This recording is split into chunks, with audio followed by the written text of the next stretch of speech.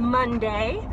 I am heading out to do a few errands. I'm staying in town today. I am going to Flagstaff tomorrow. My mom and I are gonna meet for lunch. We're also going to go and meet with a funeral home. My dad has not passed away, but people have been asking my mom, like, have you made arrangements with the funeral home? We never thought about doing that before he passed away. But anyway, she called and the guy said, yeah, he said, actually, it's a really good idea for you to take care of some things in advance. Plus, they take care of a lot of things, apparently. Like, they file for the death certificate and they, do, sorry about the weird light on my face. They take care of a lot of different things, and so we want to find out what's available. So we are going to do that. This road is so bumpy.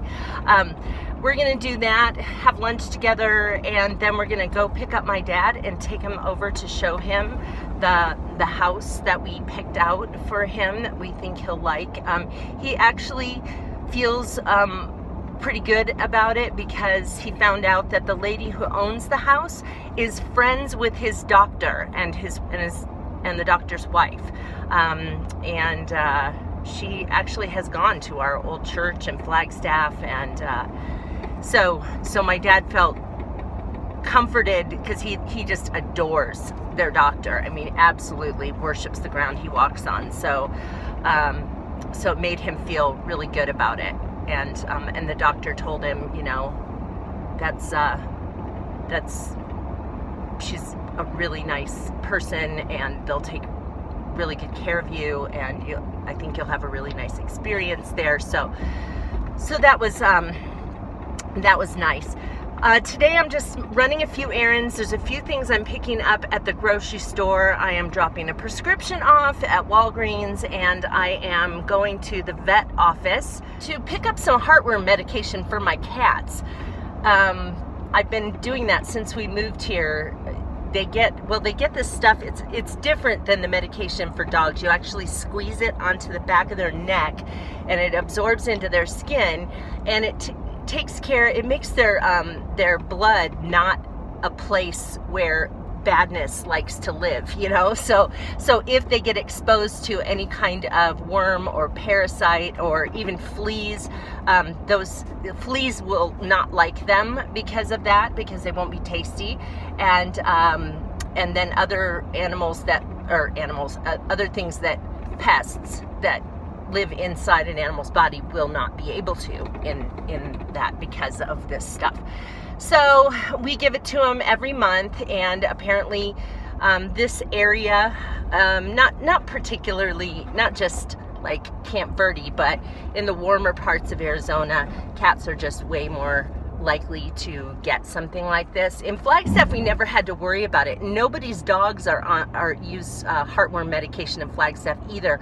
We gave our dogs heartworm because we would travel down to Phoenix and stay with our in-laws, and we knew that they could get exposed to it there. But I never did with with Mary or my other cats because we didn't take them on trips with us like that. So but here we just figured it would be a good idea, especially because they go outside, and Mary catches lizards on a regular basis. She doesn't usually kill them. Chad gnaws their heads off. So he could definitely get parasites if he didn't have this. And then the other day, Mary, she found a baby gopher. I don't know where. It was, it was little. And, I mean, what do you do? So, anyway, it was, that was kind of sad because, with a lizard, it's a lizard, but, with a little baby gopher, it's like, oh, you sort of look like a hamster. Even though I don't like them when they grow up and eat up my garden and dig, holes in my yard, but all that to say that they come into contact with stuff like that. So we've made a decision to do this. Heading up to Flagstaff today is the day that I'm meeting my mom over at the funeral home. We're just gonna kind of talk and find out what kinds of services they offer, and not services like an actual service, like a memorial service, because we have planned to do that elsewhere. We're going to go over to see my dad. The plan is that we're going to pick him up and take him over to see the new place where we plan to move him at the end of the month. We have to give 30 days notice at the place where he is right now. I'm not sure he's even going to make it to moving to this new place, because apparently he's been not wanting to eat, and they can't force him to eat. And I mean, could we put him in the hospital and have him on a feeding tube or something? Of course we could, but he's got a do not resuscitate order. I mean, the idea is he's old, he's in failing health, and if his body is going to go, then we're going to let him go. You have to, it's a tough decision, but it kind of comes down to that whole quality of life thing. It just could be that's I don't know that my dad is cognitively with it enough to make a decision that he's not going to eat anymore. Let me give you an example. A friend of mine, a good friend of mine, in fact, she could be watching. Hi.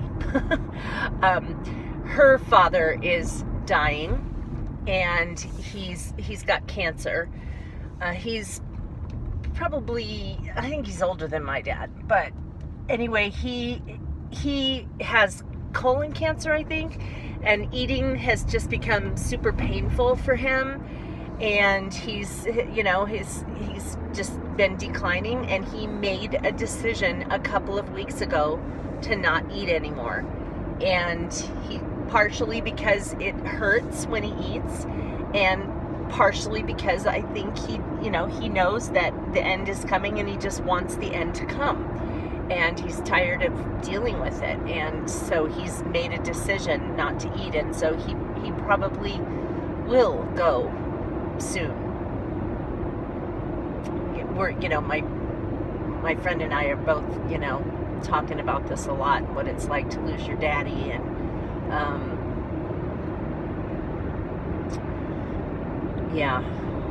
so our dads are kind of having a race to the finish line, I think.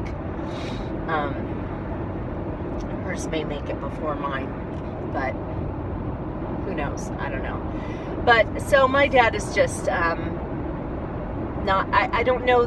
My mom called hospice yesterday because we thought, well, maybe that's something hospice can do, is just give him things that he might want to eat. In fact, we're going to bring him a milkshake today, and we're also going to go to the store before we head over there and buy a bunch of those Ensure cans of Ensure. It's, they're like little milkshake sort of things, and so we're going to get my dad some of those, and maybe the caregivers, when he doesn't want to eat, when he doesn't want to go down to the dining room and eat, that maybe he will, maybe he'll have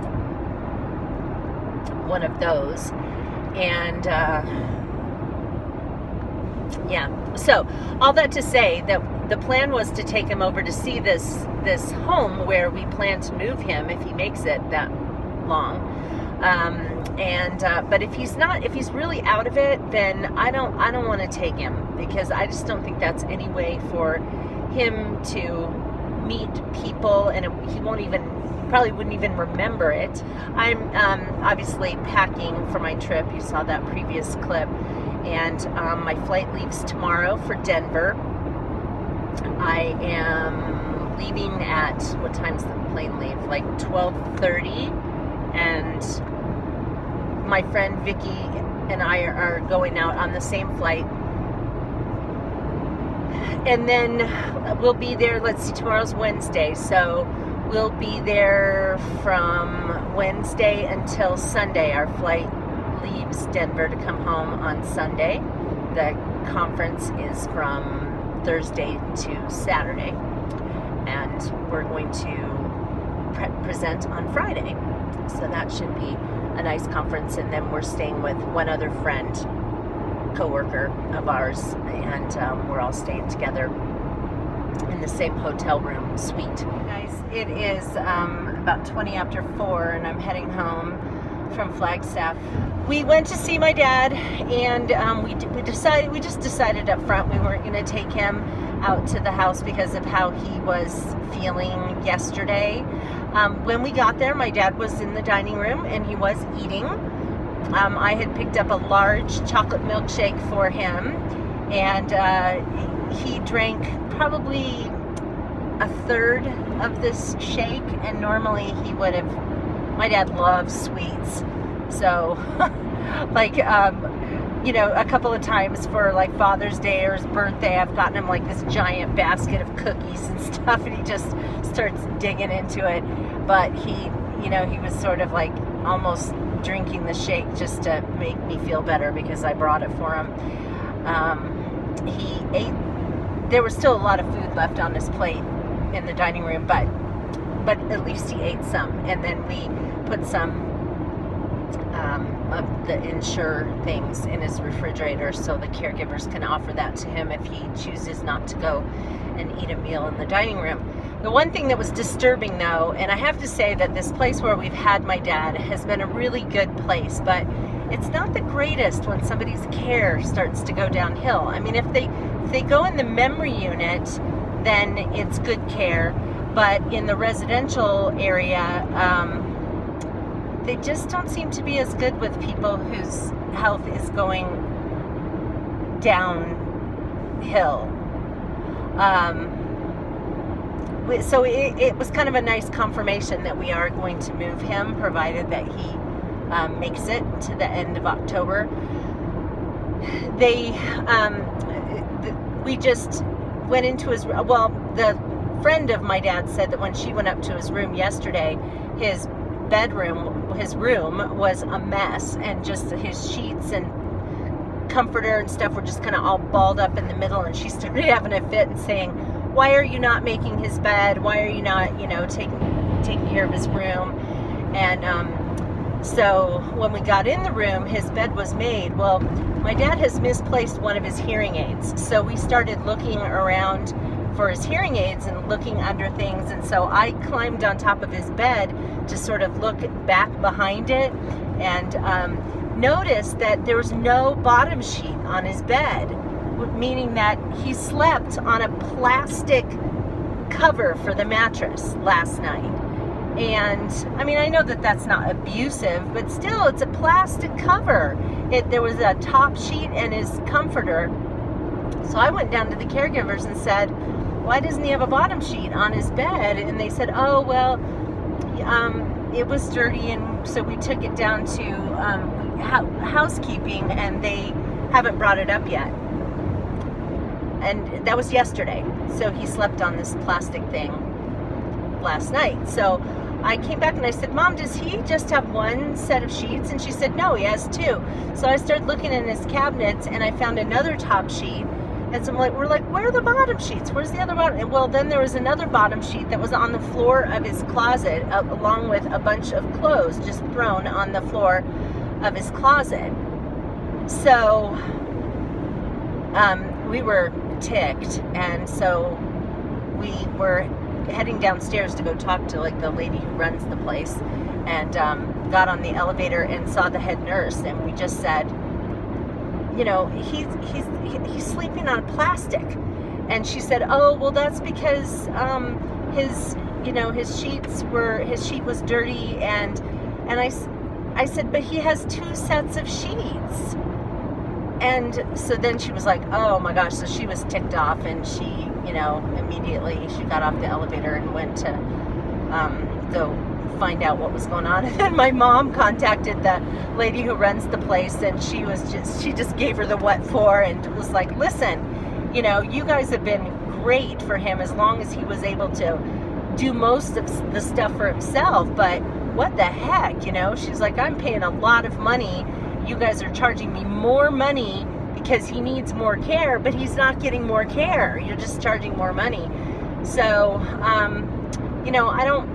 I would still recommend that place to people if their loved one could still, you know, kind of speak for themselves.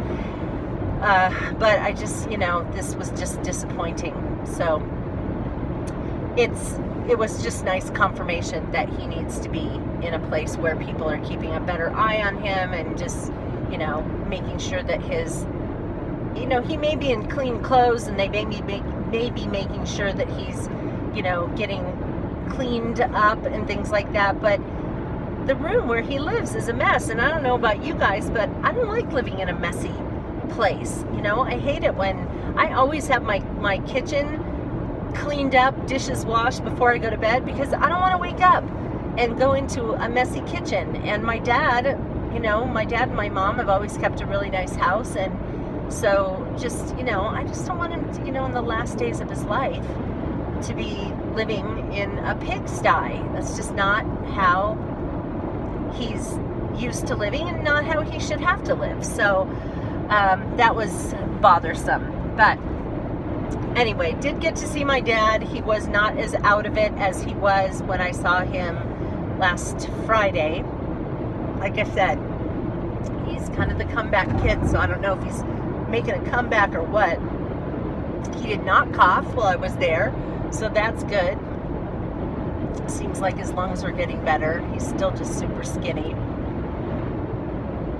And I don't know. I mean, I don't know how much longer he has, but he was kind of slow, seemed to take a while to process information. You know, he'd sort of look at me for a while before he would say something. But I've learned, though, and I realized this today, that, you know, if you try to have a regular conversation with him, he's not easy to have a conversation with. But if you just start talking about stuff, you just kind of throw everything you know about polite conversation out the window instead of trying to engage him in conversation. You just talk at him, and then he'll grab on to something you say and he'll start talking about it. So he did grab on to one of the things that I was talking about and started asking questions about it. And he was, I think it was about the conference or something. My mom was saying, you know, Jennifer's going to Denver, and so he did start talking about some stuff. So that's kind of the way it is. I've just learned that, you know, like my mom will say, what do you talk to him about? And, you know, my brother, when he was in town one time, he said, I just don't know what to say to him. I just don't, you know, I ask him questions. He doesn't really talk very much, and I just don't really know. I said, just don't try to do the regular conversation thing. Just start telling him stuff. Just start telling him what you did today, or how your wife is doing, or, you know, what your daughter's up to, or, you know, just start talking about stuff. Something you bought, you know, you bought a boat, or, you know, just start talking. And sometimes he will just not really engage at all, and other times he'll grab onto something you say and he'll start talking about it. And sometimes, you know, sometimes it's like something you said 3 minutes ago. That's kind of how it was today. He was like, I was gonna say something, and then he, hey guys, when life gives you apples, make everything you can possibly think of with apples. This is a recipe that I'll link in the space below. The apples are just baked. You just core out the middle with just a melon baller, and then just take the peel off the top of it. And then it's apple juice, some maple syrup, a little bit of butter, and that is melted in a pan and brought to a boil. And then you pour it over the top and fill that in, and then just stick a cinnamon stick inside there. And then you bake it at 350 for 40 to 45 minutes, and then I'll remove the cinnamon sticks and we eat. Hi guys, it's Wednesday morning. I'm heading down to Phoenix to catch a flight to Denver. I always get, I don't know, do you guys get this way when you leave for a trip? I'm always so worried I forgot something, or, yeah. I don't know what. I mean, I suppose it's a bigger deal if you're going on a cruise or something where, like, if you forget something, there's nothing you can do. But, you know, we're going to Denver, so it's not like I can't stop at a store and get something I forgot. But I guess I'm thinking, you know, okay, I have my boarding pass, I have my travel notebook, I have my driver's license. I have my boarding pass. Did I already say that? Anyway, it just kind of, I don't know, just kind of makes me unsettled. At least since John's not with me, then I, know that I don't have to worry about anything with the cats or anything like that, or at the house, because he's got that nailed down. Anyway, so I'm going to pick up my friend Vicky, whose daughter dropped her off at a restaurant this morning, and I got a text this morning at about 5:30 from my friend, who is also my boss, and her father died early this morning. So, a couple, my friend who I'm going on this trip with, and the other one who's sharing the room with us, the three of us are kind of trying to rally to see what we can do to help my friend with she's the boss, and as a department chair, she has a lot of responsibility. She gets probably 350 emails a day. So we want her to be able to take this time to be able to grieve, and so we're hoping that she can, I know she won't rest, but at least to be able to take care of some of the stuff for her. My jaw's bothering me today. I actually heard it again last night. I was biting into a piece of pizza, the end of it with my front teeth, and it just, there's something about it when I bite into something on the side that's injured. It doesn't seem to hurt my jaw, but if I bite something the wrong way on this side or with my front teeth, as I found out last night, it causes some torque, and it was just like a jolt of electricity going through the side of my face again. And so today it's clearly swollen. I mean, you can't see it. I suppose you could if you looked really close, but it's mostly just that I try to put my teeth together and they don't really match up. So it's been a long haul since I've been into that piece of partially frozen fudge over a year ago. All right, so I'm rambling, and hey, I'm not sure what time you guys will be seeing this video, but just remember that the 31 party is going on over my other channel, Busy Being Jen. You can actually access it through Facebook.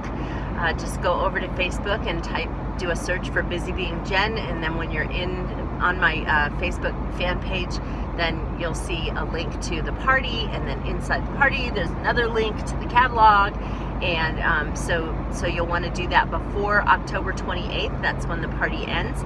And don't forget that there are these really nice bags, 3 of them. Well, they're all nice bags on the site, but there are these 2 of them are weekender bags, and 1 of them is a duffel bag, really good sized bags, and they're normally $80. If you spend $35, then you get, I think there's something you click on.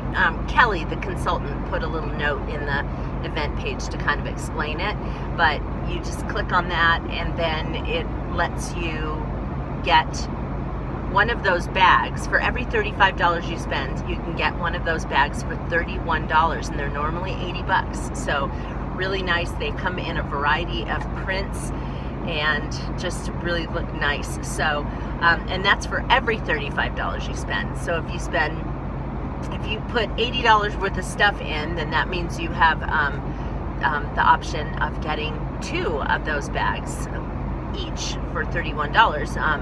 And you get that for however many times you put $35 worth of stuff in your bag. So there you go. I just don't want you to miss out on that if you're interested. And other than that, I will talk to you the next time in Denver. Hi guys, I'm in Denver in the airport waiting for our friend who is on a different airline, different flight. And we just got off the plane, I don't know, maybe 15 minutes ago, and her flight should have landed just now. So we're going to try to figure out a way to get to downtown Denver. And apparently it's far from where we are.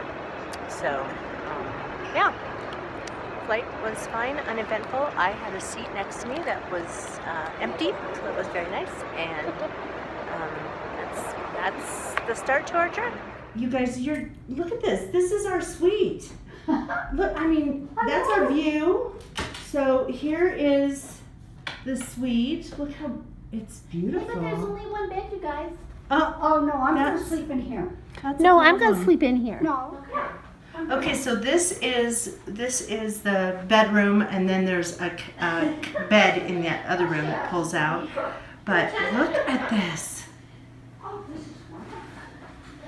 And here's there's me. Hi. It's the bathroom. Well, not a lot of privacy in that shower.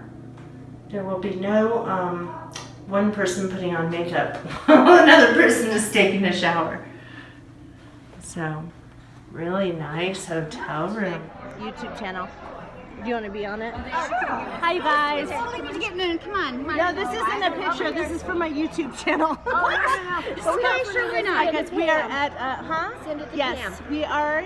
These are my friends. We're all at a conference. We're having a good time. We're out eating Mexican food. They didn't know I had a YouTube channel until right this very moment. But anyway, so you got to meet them.